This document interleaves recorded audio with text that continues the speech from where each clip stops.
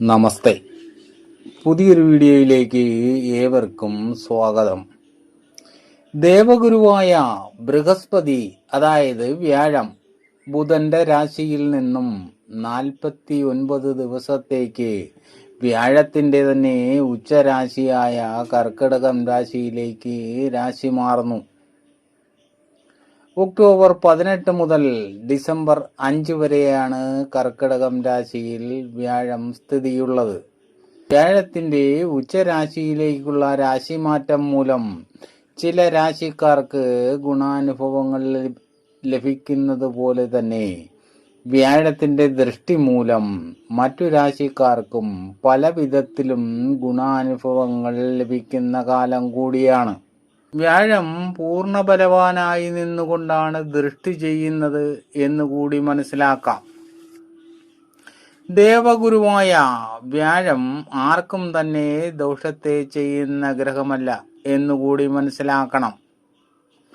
വ്യാഴത്തിന്റെ ദൃഷ്ടി 5ലേക്കും 7ലേക്കും 9ലേക്കുമാണ്. 5ാം ഭാവം കൊണ്ട് എന്തൊക്കെയാണ് ചിന്തിക്കുന്നത്? 5ാം ഭാവം പുത്രസ്ഥാനമാണ്. സന്താനങ്ങള്, ബുദ്ധി, മനസ്സ്, ഇതെല്ലാം തന്നെ 5ാം ഭാവം കൊണ്ടാണ് ചിന്തിക്കുന്നത്. അതേപോലെ തന്നെ 7ലേക്ക് ദൃഷ്ടിയുണ്ടെന്ന് പറഞ്ഞിരുന്നില്ലേ? 7ാം ഭാവം കളത്രസ്ഥാനമാണ്. ഭാര്യ, ഭർത്താവ്, ദാമ്പത്യ സുഖം, കാര്യസാധ്യം, ഇതെല്ലാം തന്നെ 7ാം ഭാവം കൊണ്ടാണ് ചിന്തിക്കുന്നത്.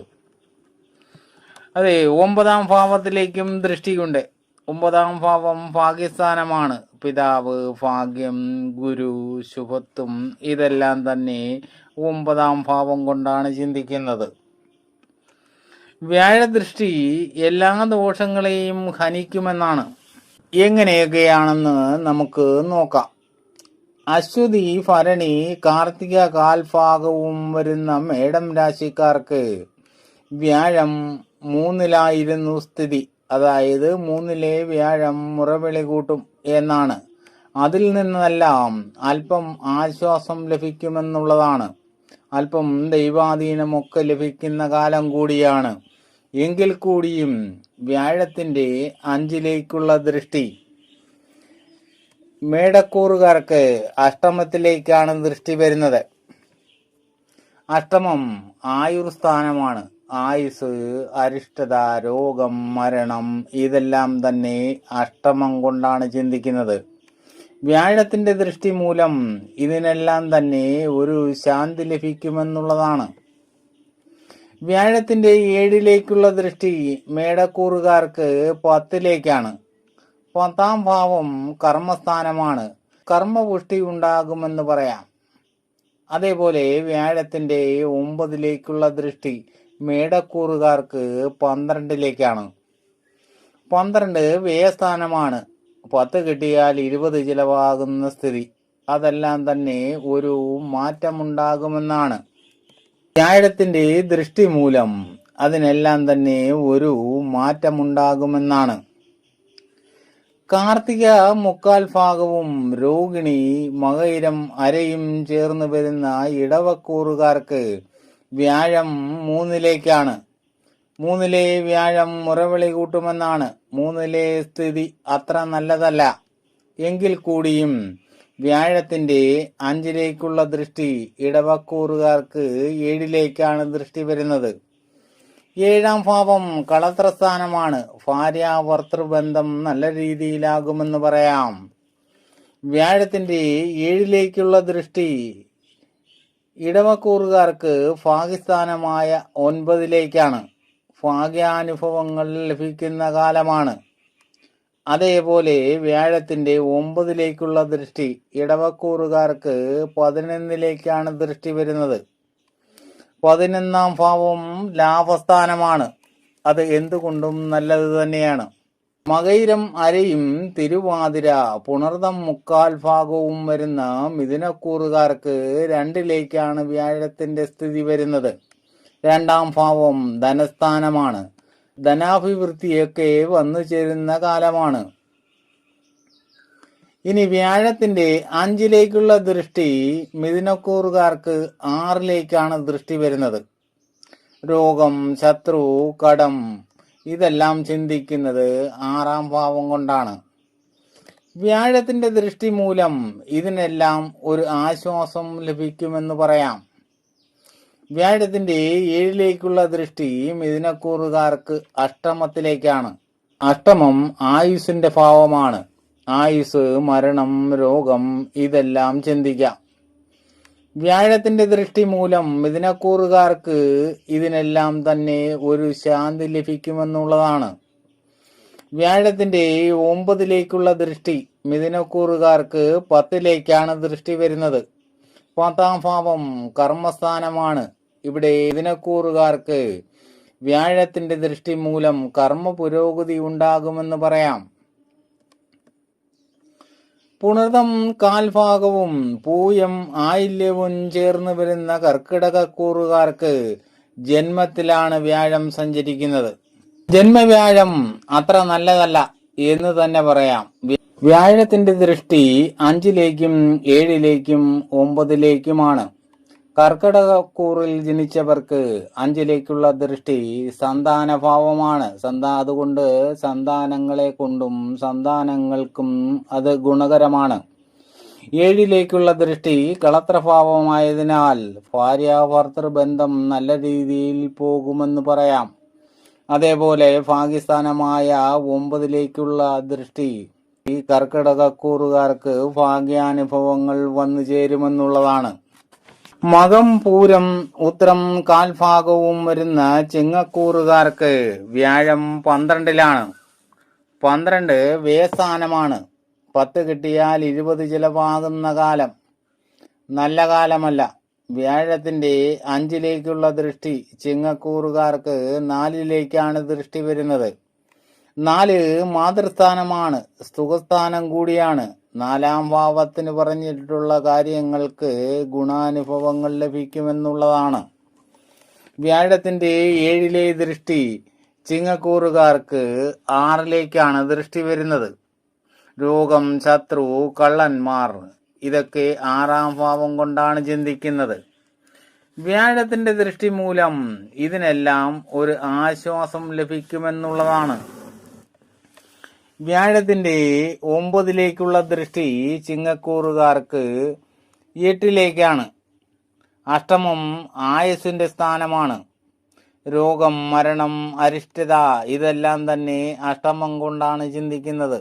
വ്യാഴത്തിന്റെ 9ലേക്കുള്ള ദൃഷ്ടി മൂലം ചിങ്ങക്കൂറുകാർക്ക് ഇതിനെല്ലാം തന്നെ ഒരു ആശ്വാസം ലഭിക്കുന്ന കാലമാണ്. ഉത്തരം മുക്കാലും അത്തം, ചിത്തിര അരയും ചേർന്ന് വരുന്ന കന്നിക്കൂറുകാർക്ക് വ്യാഴം 11ലേക്കാണ്. 11 ലാഭസ്ഥാനമാണ്. വ്യാഴത്തിന്റെ 5ലേക്കുള്ള ദൃഷ്ടി കന്നിക്കൂറുകാർക്ക് 3ലേക്കാണ് ദൃഷ്ടി വരുന്നത്. 3ാം ഭാവം സഹോദരസ്ഥാനമാണ്. ഈ കാലയളവിൽ വ്യാഴത്തിന്റെ 5ലേക്കുള്ള ദൃഷ്ടി മൂലം കന്നിക്കൂറുകാർക്ക് സഹോദര ഗുണമുണ്ടാകുമെന്ന് ചിന്തിക്കാം.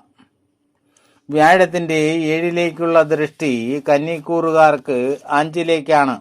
സന്താനഭാവമാണ്. സന്താനങ്ങൾക്ക് ഗുണാനുഭവങ്ങൾ ലഭിക്കുന്ന കാലമാണ്. സന്താനങ്ങളെ കൊണ്ടും ഗുണാനുഭവങ്ങൾ ലഭിക്കുന്ന കാലമാണെന്ന് കൂടി പറയാം. വ്യാഴത്തിന്റെ 9ലേക്കുള്ള ദൃഷ്ടി കന്നിക്കൂറുകാർക്ക് 7ലേക്കാണ് ദൃഷ്ടി വരുന്നത്. 7 കളത്രസ്ഥാനമാണ്. ഭാര്യാഭർത്തൃ ബന്ധം നല്ല രീതിയിൽ പോകുമെന്ന് പറയാം. ചിത്തിര അരയും ചോതി വിശാഖത്തിന്റെ 3/4 ഭാഗവും ചേർന്ന് വരുന്ന തുലാക്കൂറുകാർക്ക് വ്യാഴം 10ലേക്കാണ്. 10ാം ഭാവം കർമ്മസ്ഥാനമാണ്. തൊഴിൽ തടസ്സം വന്നു ചേരുന്ന കാലം കൂടിയാണ്. എങ്കിൽ കൂടിയും വ്യാഴത്തിന്റെ 5ലെ ദൃഷ്ടി തുലാക്കൂറുകാർക്ക് 2ാം ഭാവമായ ധനസ്ഥാനത്തേക്കാണ്. അതേപോലെ വ്യാഴത്തിന്റെ 7ാം ഭാവത്തിലേക്കുള്ള ദൃഷ്ടി തുലാക്കൂറുകാർക്ക് 4ാം ഭാവത്തിലേക്കാണ്. 4ാം ഭാവം മാതൃസ്ഥാനവും സുഖസ്ഥാനവുമാണ്. 4ാം ഭാവത്തിന് പറഞ്ഞിട്ടുള്ള കാര്യങ്ങൾക്ക് നല്ല അനുഭവങ്ങൾ വന്നു ചേരുന്നതാണ്. അതേപോലെ വ്യാഴത്തിന്റെ 9ലേക്കുള്ള ദൃഷ്ടി തുലാക്കൂറുകാർക്ക് 6ലേക്കാണ് ദൃഷ്ടി വരുന്നത്. രോഗം, ശത്രു, കള്ളന്മാർ ഇതെല്ലാം 6-ാം ഭാവം കൊണ്ടാണ് ചിന്തിക്കുന്നത്. വ്യാഴത്തിന്റെ 9ലേക്കുള്ള ദൃഷ്ടി മൂലം തുലാക്കൂറുകാർക്ക് ഗുണാനുഭവങ്ങൾ വന്നു ചേരുമെന്നതാണ്. വിശാഖം കാൽഭാഗവും അനിഴം, കേട്ട എന്നീ വൃശ്ചികക്കൂറുകാരായ നക്ഷത്രക്കാർക്ക് വ്യാഴം ഭാഗ്യസ്ഥാനമായ 9ലേക്കാണ് വരുന്നത്. എല്ലാവിധ ഗുണാനുഭവങ്ങളും വന്നു ചേരുന്ന കാലമാണ്. വ്യാഴത്തിന്റെ 5ലേക്കുള്ള ദൃഷ്ടി വൃശ്ചികക്കൂറുകാർക്ക് ജന്മത്തിലേക്കാണ്. എല്ലാവിധ സുഖാനുഭവങ്ങളും വന്നു ചേരുമെന്നുള്ളതാണ്. വ്യാഴത്തിന്റെ 7ലേക്കുള്ള ദൃഷ്ടി വൃശ്ചികക്കൂറുകാർക്ക് 3ലേക്കാണ് ദൃഷ്ടി വരുന്നത്. 3-ാം ഭാവം സഹോദര സ്ഥാനമാണ്. സഹോദര ഗുണാനുഭവം ഉണ്ടാകുമെന്ന് പറയാം.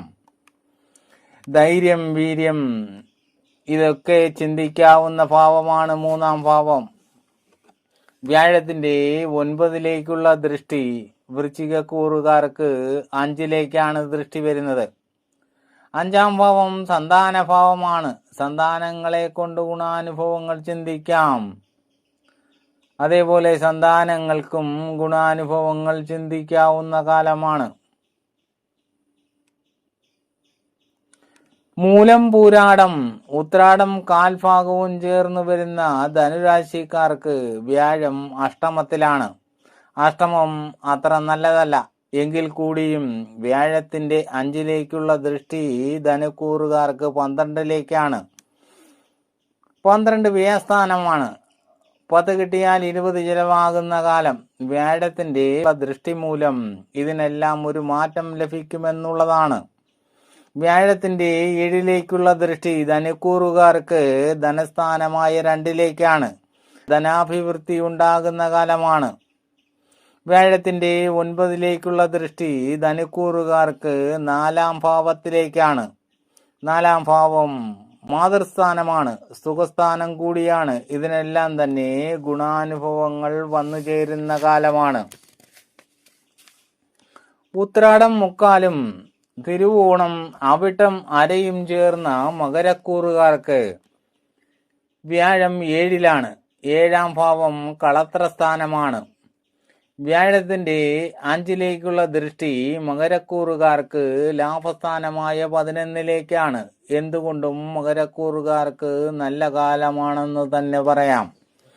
വ്യാഴത്തിന്റെ 7ലേക്കുള്ള ദൃഷ്ടി മകരക്കൂറുകാർക്ക് ജന്മത്തിലേക്കാണ്. എല്ലാവിധ ഗുണങ്ങളും മകരക്കൂറുകാർക്ക് വന്നു ചേരുമെന്നുള്ളതാണ്. വ്യാഴത്തിന്റെ 9ലേക്കുള്ള ദൃഷ്ടി മകരക്കൂറുകാർക്ക് 3ലേക്കാണ്. 3 എന്ന് പറയുന്നത് സഹോദര സ്ഥാനമാണ്. ധൈര്യം, വീര്യം ഇതൊക്കെ ചിന്തിക്കാം. സഹോദര ഗുണമുണ്ടാകുമെന്ന് പറയാം. അവിട്ടം അരയും ചതയം പൂരുരുട്ടാതി മുക്കാൽ ഭാഗവും ചേർന്ന് വരുന്ന കുംഭക്കൂറുകാർക്ക് വ്യാഴം 6ലാണ്. വ്യാഴത്തിന്റെ 6ലെ സ്ഥിതി അത്ര നല്ലതല്ല. എങ്കിൽ കൂടിയും വ്യാഴത്തിന്റെ 5ലേക്കുള്ള ദൃഷ്ടി കുംഭക്കൂറുകാർക്ക് 10ലേക്കാണ് ദൃഷ്ടി വരുന്നത്. 10-ാം ഭാവം കർമ്മസ്ഥാനമാണ്. വ്യാഴത്തിന്റെ ദൃഷ്ടി മൂലം കുംഭക്കൂറുകാർക്ക് കർമ്മപുഷ്ടി ഉണ്ടാകുമെന്ന് പറയാം. വ്യാഴത്തിന്റെ 7ലേക്കുള്ള ദൃഷ്ടി കുംഭക്കൂറുകാർക്ക് 12ലേക്കാണ്. 12 വ്യയസ്ഥാനമാണ്. 10 കിട്ടിയാൽ 20 ചിലവാകുന്ന സമയം. വ്യാഴത്തിന്റെ ദൃഷ്ടി മൂലം കുംഭക്കൂറുകാർക്ക് വ്യയഭാവത്തിൽ നിന്നുള്ള ദോഷങ്ങളെ പരിഹരിക്കുമെന്നുള്ളതാണ്. വ്യാഴത്തിന്റെ 9ലേക്കുള്ള ദൃഷ്ടി ധനസ്ഥാനമായ 2-ാം ഭാവത്തിലേക്കാണ്. ധനാഭിവൃദ്ധി ഉണ്ടാകുന്ന കാലം കൂടിയാണ്.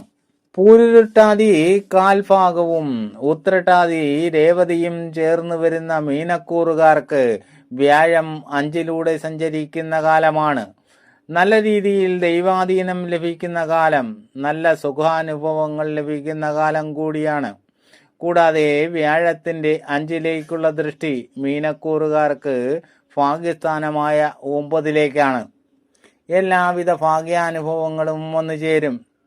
വ്യാഴത്തിന്റെ 7ലേക്കുള്ള ദൃഷ്ടി മീനക്കൂറുകാർക്ക് ലാഭസ്ഥാനമായ 11ലേക്കാണ്. എന്തുകൊണ്ടും ഗുണകരമെന്ന് പറയാം. വ്യാഴത്തിന്റെ 9ലേക്കുള്ള ദൃഷ്ടി മീനക്കൂറുകാർക്ക് ജന്മത്തിലേക്കാണ്. എല്ലാവിധത്തിലും മീനക്കൂറുകാർക്ക് നന്മകൾ നേരുന്ന കാലം എന്ന് തന്നെ പറയാം. ഇങ്ങനെയൊക്കെ ഫലങ്ങൾ ചിന്തിക്കാമെങ്കിലും ജനന സമയത്തെ ഗ്രഹങ്ങളുടെ സ്ഥിതി എങ്ങനെയെന്നുകൂടി മനസ്സിലാക്കണം. അതായത് വ്യാഴത്തിന്റെയും മറ്റ് ഗ്രഹങ്ങളുടെയും സ്ഥിതി കൂടി കണക്കിലെടുത്തുകൊണ്ടായിരിക്കണം ഗുണദോഷ ഫലങ്ങളെ ചിന്തിക്കുവാൻ. എല്ലാവർക്കും നന്മകളുണ്ടാകട്ടെ.